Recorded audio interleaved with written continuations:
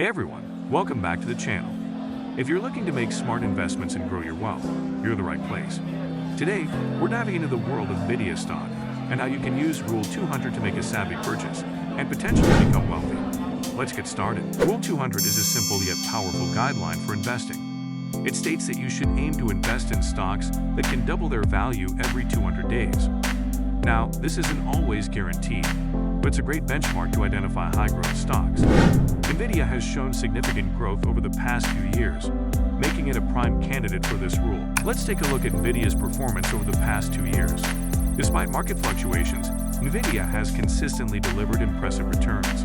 On average, Nvidia has grown at an annual rate of about 35%. We'll use this as our interest rate for our calculations. Now, let's talk about the time value of money, TVM.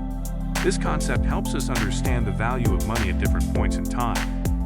We'll use TVM to calculate how much you should invest in Nvidia today and the annual payment amount needed to reach a future value of $3 million in 5 compounding periods, with a starting investment of $1,000. We'll use a 35% annual interest rate, compounded annually, using the formula or the financial calculator for time value of money, where FV is the future value, $3 million.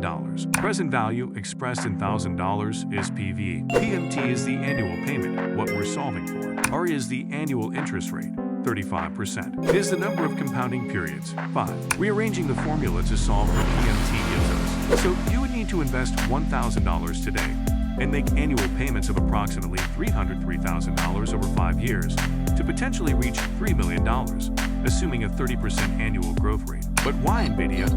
Nvidia is at the forefront of technology, driving innovation in AI, gaming, and data centers.